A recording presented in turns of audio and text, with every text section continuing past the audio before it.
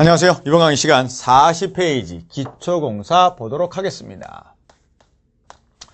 지난 시간에 하도 잔소리를 많이 했더니 화를 내십니다. 죄송하고요. 여튼 갑니다. 잔소리 안 하고 이제 어떻게 해야 되는지 알았으니까 시작해 보도록 하죠. 목차를 잡는 게 중요합니다. 기초공사입니다. 결국은 기초를 넣겠죠. 기초의 친구 지정을 할 겁니다. 기초를 넣으려면 뭘 해야겠습니까? 집안을 양호하게 계량하는 집안 계량해야겠지요. 그럼 집안을 계량하려면 기본적으로 땅 파야죠. 땅 파야 될 거 아니겠습니까? 그러면 땅 파기 전에 뭐 해야겠습니까? 그냥 파요? 집안 조사해야죠. 그럼 집안 조사하는 게 집안은 뭘로 구성되어 있습니까? 흙으로 구성되어 있죠. 그리고 마지막에 한쪽으로 끼어 넘어가는 부동치마가 마지막 파트입니다. 그래서 이 목차가 왜 중요하냐면 기본서의 순서이기도 하고 시험의 주제이기도 합니다. 그래서 흙과 관련된 내용, 집안조사, 터파기, 집안계량, 기초 및 지정, 그리고 마지막에 부동치마.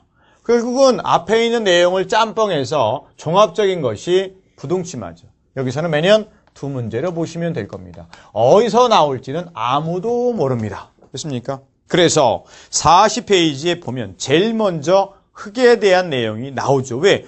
기초를 놓는 곳이 흙이잖아요. 그러니 흙의 특징을 알아야 내가 이 땅이 모래가 많은 땅이네. 무엇을 주의해야겠구나. 이걸 알 거 아닙니까? 그래서 정리할 거는 롬터. 흙의 종류에 롬터는 모래, 실트, 그리고 점토가 혼합된 땅이다. 용어만 정의. 그리고 실트라는 건 매우 가는 모래를 우리가 실트라고 부른다. 사막의 모래. 그걸 실트라고 보면 될 겁니다.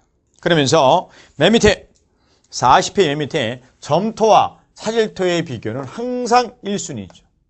가장 중요했던 건 이거였죠. 투수성. 물이 빠지는 정도입니다. 점토랑 사질토랑 비교했더니 당연히 점토는 물이 안 빠지죠. 그래서 불투수성이라 부르고 활토는 물이 잘 빠집니다. 투수성이 커요. 이게 왜 중요했느냐? 그러니 점토에서는 물이 안 빠지니까 탈수 및 배수를 해야 되는데 간국수를 제거해야 되는데 왜요? 점토는 진흙이니까 물과 간국수와 입자가 있을 거 아닙니까? 그러니 그 간국수를 제거해야 되는데 뭘로 하더라? 드레인 공법. 샌드 드레인, 페이퍼 드레인, 플러스 드레인 또는 전기 침투법. 이걸로 해야겠죠. 대신 사질토에서는 이 방법을 하는 게 아니라 뭘 하더라? 물이 잘 빠지니까 웰 포인트 또는 집수정법 이런 걸로 지하 수위를 낮춰야 됩니다. 흙의 특성을 아니까 이러한 집안 계량 문법에 대한 내용도 나오죠. 그래서 딱 구분해서 정리해야 될 겁니다. 그럼 두 번째 치마 되는 겁니다. 가라앉는 거죠. 그러면 처음에 초기 치마가 있고 그다음에 장기적으로 치마가 있을 거 아닙니까? 하중을 주면 가라앉을 건데 그죠? 처음에 가라앉는 건 공기가 빠지더라. 사질토에서 발생하고요. 여기서는 간극수가 제거되죠. 그런데 투수성이 작으니까 천천히 빠지겠죠. 점토죠. 그러니 이놈은 단기적인 치마이고 얘는 장기적인 치마이더라. 얘를 우리가 압축이라는 표현을 쓰고 얘를 암밀이라는 표현을 쓰더라. 얘는 치마량이 작고 얘는 치마량이 더 큽니다. 그러니 총 가라앉는 양은 점토랑 살토랑 비교하면 점토가 나쁜 놈이죠. 은큼하다 그랬습니다. 처음엔 안 가라앉다가 계속 가라앉으니까.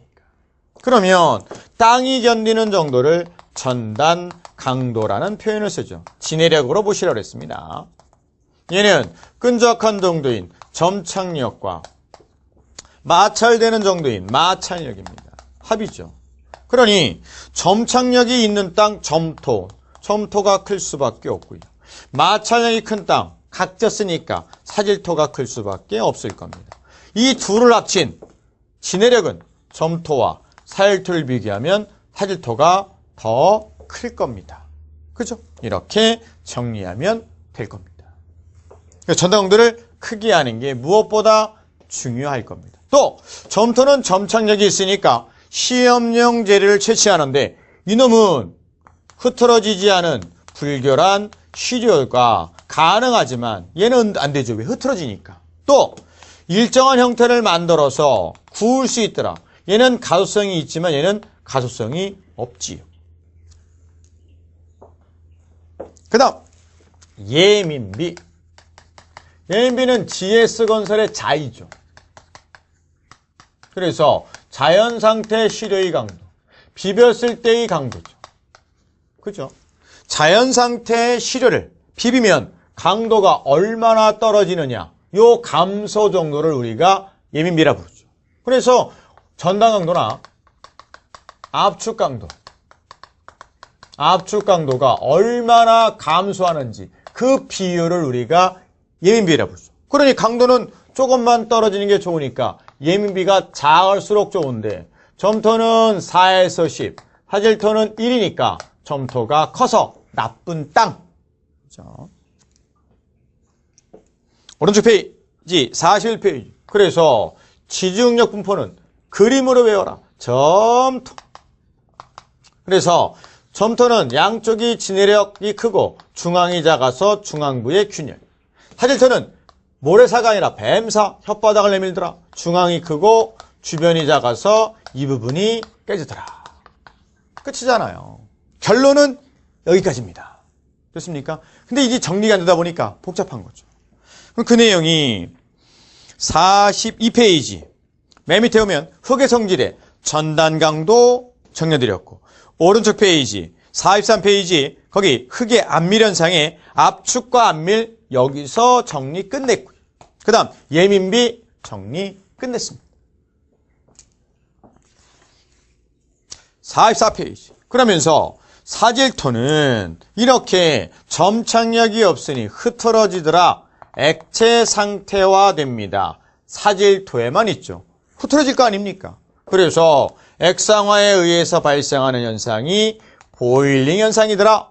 그러면 사질토에 물이 들어가서 흐트러지는 액상화가 있으니 그걸 보일링이라 부른다면 보일링을 방지하려면 어디로 가야 될까요? 당연히 웰포인트로 가야겠죠. 그러니 흙에 대한 성질을 알아야 집안계량법 문제점을 모두 정리할 수가 있을 겁니다. 그러면 44페이지 핵심 문제 1번 풀어보죠. 옳지 않은 것. 동상이 뭡니까?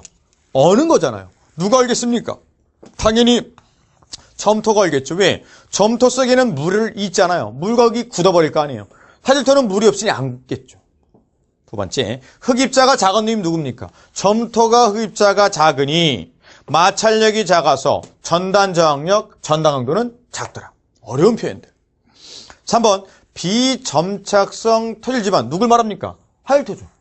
당연히 다지면 밀도가 높아지더라. 4번, 예민비는 점토가 크더라. 예민한 놈이죠. 5번, 함수율 증가, 즉 사질토든 점토든 물이 점점 많아질수록 빈관이 많아지니까 무너지더라. 그런 내용이죠.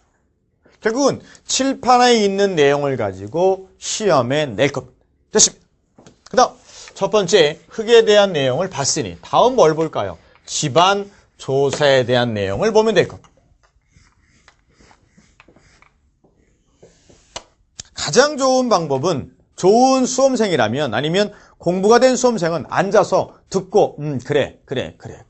이 정도면 벌써 거의 고수의 단계죠. 거의 모의고사 80점 이상 항상 나오시는 분들입니다. 가죠. 그 다음이 집안조사. 그러면 집안조사는 왜 하느냐? 목적이 있을 거 아니에요. 당연히 기초를 선정, 결정하려면 여러 가지 자료가 필요한데 이 필요한 자료를 얻기 위해서 하는 게 집안조사죠.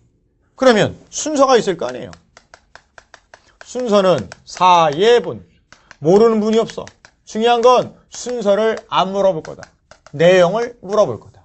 그러니 사전조사는 조사를 하는 게 아니라 자료를 가지고 상황을 판단하는 겁니다. 그죠? 상황을 인식하는 단계, 이러한 땅이었구나 정도. 그죠?